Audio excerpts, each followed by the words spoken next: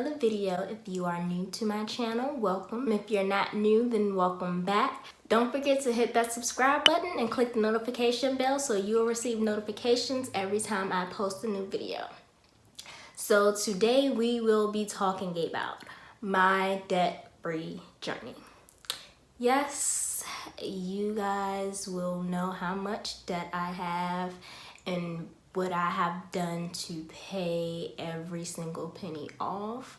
No, I am not debt-free. I will say I'm about halfway there. I honestly want to calculate from where I started to where I am now, but I have not done so. I use some debt-free charts from, I believe it's debtfreecharts.com. I will put a link down so you guys can see. If you want to download those charts as well to help you on your debt-free journey, go right ahead. Some of them are free, some of them maybe cost $1 or $2, and that is it. I guess I'll start by telling you, I started my debt-free journey this year, January of 2019. What made me want to start my debt-free journey is, one, because I was tired of owing the man. I was tired of throwing my money away, throwing money towards interest. It's ridiculous, and you're wasting money that you could be either saving or spend traveling. Another reason was because my best friend brought it up to me. She was tired of being in debt. She was tired of paying the man. She was tired of owing people and swiping credit cards. So she did her research and she found a few Instagram accounts. She found some YouTube accounts. We watched videos. We read the Dave Ramsey book. If you don't know who Dave Ramsey is one of the biggest influentials in the debt-free journey. He has written books. He has a talk shows. He has programs so that you can become debt-free and live a more frugal life. I have not read the entire book. It was due back to the library, so I had to take it back. But I have read most of his book called The Total Money Makeover. It gives you a lot of insight on a lot of facts and myths in the financial world. It tells stories of other people who has become debt-free and what they did to get there. I feel like if you're penny pitching and you're tired of hitting rock bottom, it is a great book for you to read, especially if you have a huge problem with spending money. So I started off with following his baby steps. I will give you guys the 7 baby steps. You can find these online anywhere, just probably Googling Dave Ramsey baby steps. So baby step number 1 is to save $1,000 for an emergency fund. Baby step number 2 is to pay off all of your debt using the snowball method except for your mortgage. Baby step number 3 is to save 3 to 6 months of expenses in a fully funded emergency fund. Baby step number 4 is to invest 15% into your retirement account. So somehow, some way, I forgot baby step number 5, and I guess that's because I don't have any kids, but baby step number 5 is to save for your children's college fund. Baby step number 6 is to pay your home off early. That's if you have a home. And baby step number 7 is to build wealth and give. I wrote these down in one of my planners, and I was determined to pay off debt. A few of the things that he mentions in his book, I did not follow. I do not follow Dave Ramsey to a T because I honestly believe it's kind of nonsense. Some people will do it. I'm not one of those people. And a few things that I will say that I don't follow are to eat rice and beans. I'm not the type of person, well, for one, I don't like beans. I'm not a huge bean person, so I don't go by, eating the whole rice and bean things, noodles and TV dinners. It's not my style. I like to cook. Sometimes when I'm trying to get fit, I like to eat healthy. Healthy foods are on the more expensive side. So that doesn't go hand in hand with the whole eating rice and beans until you become debt free. Another thing that I did not follow with him was to cut up my credit cards. He tells people to do this for the people who have a problem with spending. I don't have a problem with spending. I know how to keep my credit card in my wallet. If I can't afford it, then I just don't buy it. I will say that a lot of people probably fail on becoming debt free because they don't follow his plan to a T, and they need to, whereas some people can modify his plan and be very successful, as I am now.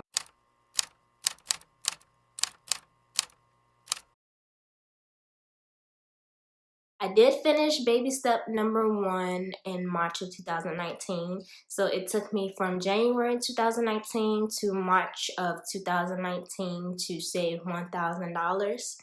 I feel like that I would have saved this a bit faster, but I had a few hurdles that I had to jump over to get to that $1,000. One, I owed my escrow account on my house about $750 that, one, I didn't see coming because they don't tell you these things. Two, I didn't have $750 just sitting in my account. Another hurdle was me switching jobs. I moved from Richmond to Northern Virginia, and I went 3 weeks without pay. That sucked tremendously. Luckily, I do have help. I was able to borrow some money, so it wasn't a big issue, but of course, when you borrow money, you have to pay it back. So that kind of pushed me back into saving as well. So I was finally able to save my $1,000 at the end of March of 2019. I also set myself goals. Every month I set goals to accomplish things. Save this amount of money, put this amount of money towards debt. I have goals that isn't even in the financial category, like maybe read a book, work out 3 to 4 times a week. So one thing that did help me save that $1,000 was to make those goals. Another thing that helped me save that $1,000 was to build a budget. If you do not have a budget, you will probably not be successful in the debt-free journey. You need to know where every single penny of your money is going, so that you know how much you need to save, so that you know how much you need to put towards debt, and you know how much your bills and expenses are. I believe that a budget is kind of mandatory when it comes to the debt-free journey.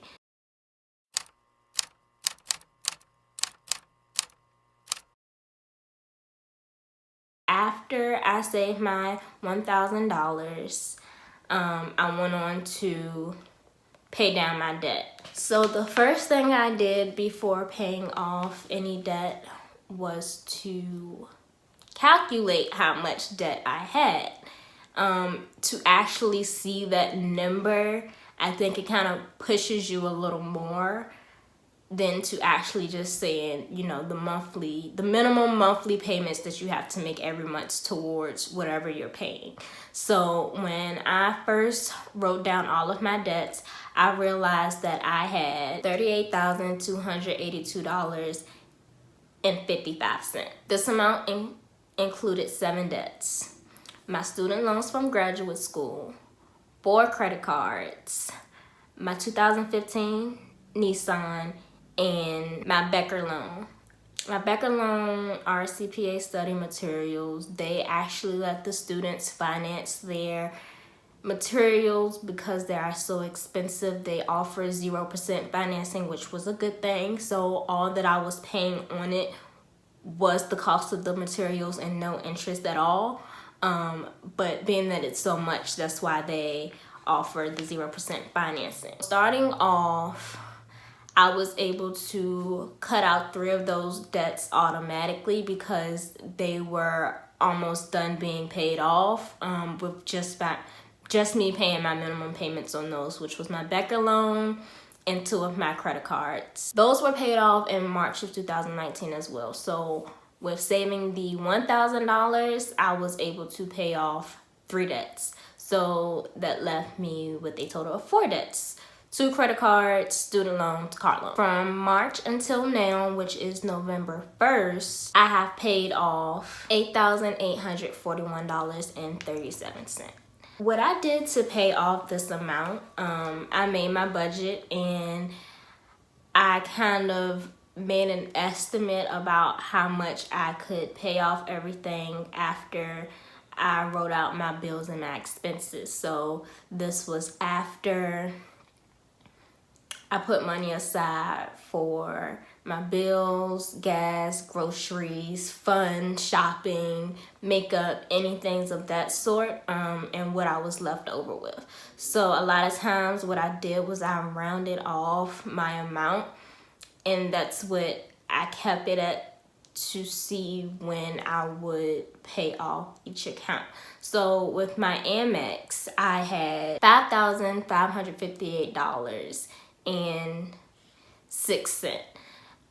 What I did with this was I put $850 towards this account every single month starting in April, so that I was able to pay off that.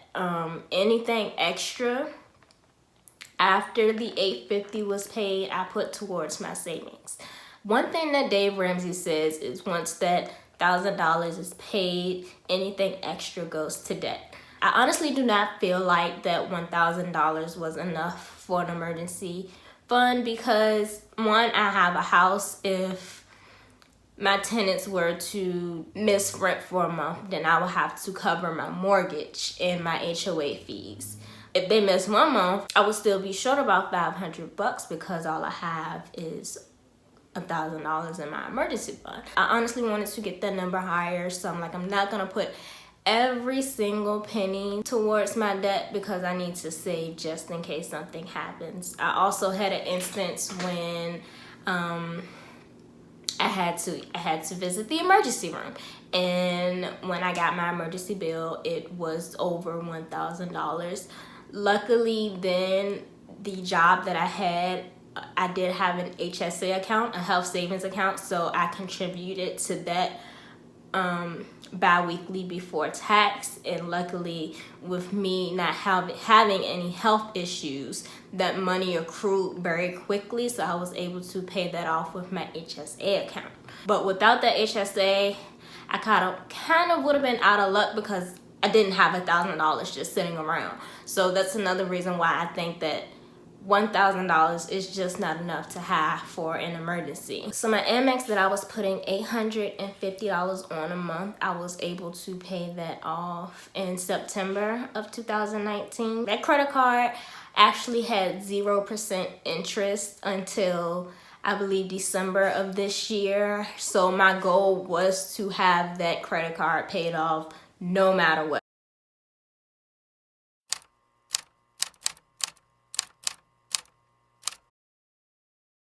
As you know, baby step number 3 is to save 3 to 6 months of expenses. So I'm combining baby step 2 and 3. Baby step 3 is to save 3 to 6 months of expenses in your fully funded emergency fund.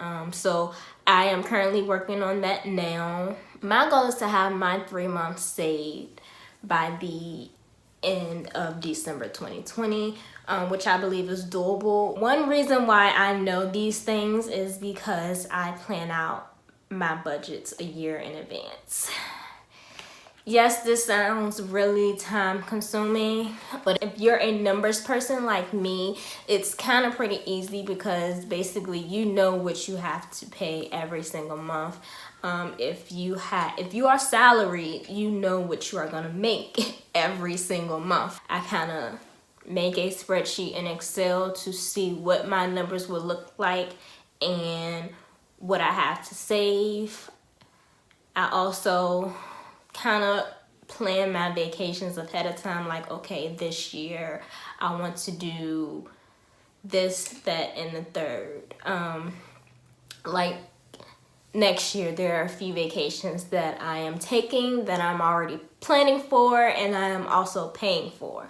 So it honestly helps out a lot when you have this stuff in advance.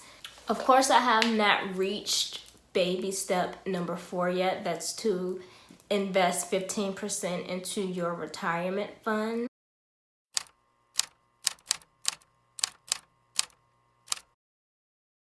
One of Dave Ramsey keys is to stop contributing to your 401k or your retirement account completely, to not invest anything until your debt is paid off. This is one thing that I also don't follow. One, my company matches, I believe, up to 5% of what I put in. I lied. My company matches more than that. I don't know the amount. When I first started working there, I did contribute the complete max to max out everything that I could get from my company. I believe I was contributing somewhere between 9 and 12% every paycheck to my 401k. That way I was maximizing what my company was contributing. Once I started the debt-free journey, I actually took it down to 5. I've always contributed at least 5% and I never went any lower. With my company, you have to contribute 5%. There's no ifs, ands, or buts about that. That 5% is coming out of your paycheck. And if you don't want that 5% to come out of your paycheck, then you just need to find another job. I believe once I finish paying off my car, I'm going to raise my contributions back up so that I can receive every single dime that the company is offering to give me. It is free money. Free money. Another thing that I'm doing while I'm on this debt-free journey is I have sinking funds. The purpose of a sinking fund is to set aside money each pay period for something that you want or need to pay in the near future. For example, personal property taxes. You know that every year you have to pay personal property taxes. Divide that amount by 12 and put away that much money every single month so that when your personal property taxes come, you don't have to scramble change to pay your personal property taxes. It's already there. Just write the check or do whatever you have to do online to get it paid and start it all over. I have many sinking funds. I have sinking funds for vacation. I have sinking funds for my car maintenance, sinking funds for property taxes, Christmas, birthdays. These are things where, it's just like, oh my gosh, such and such birthday is coming up and I don't have any money to give them a gift. If you have your sinking funds, you can allocate how much ever money you want so that you can get this special person a gift once their birthday comes. So-and-so is having a wedding across the country, but I want to go. Once you find out that that person's getting married, start that sinking fund. My mom's best friend is getting married. The day that I found out that she was getting married and it was going to be out of the country, I sat down with my budget to see how much that I could put aside every single month so that I could go. Not knowing how much the cost is going to be, I just knew that it was going to be out of country. So I told myself, okay, well, let me do some research to see how much it would be if I just went on a vacation. Plane ticket, hotel, food, any type of extracurricular activities. I incorporated all of that. I'm like, okay, so I need to put this amount away. Granted, for this sinking fund, I'm not officially starting until January of 2020. However, I am putting money aside, and the money that I'm putting aside is the money that I have after I do my extra debt payment and after I put my money aside for my emergency fund. Whatever is left over is going to go into that account. Once January gets here, hopefully we'll have a better idea of how much it will cost for when we do go to the wedding, and I will take that amount and divide it by 8 months because she's getting married married in August, I will divide it by 8 months, and that's what I will put away every single month, so that I can enjoy this wedding and not be stressed about if I have money for a plane ticket or if I have money to eat. It'll all just be in my account when the time comes. I really do hope that these tips have helped you guys out. If you have questions or if you want to know more about what I do, please comment down below and let me know. I don't mind making extra videos. I will have a budget with me coming up where you will get to see exactly how I budget bi-weekly. So if you want to see those, don't forget to hit the subscribe button and that notification bell, and I will see you guys later.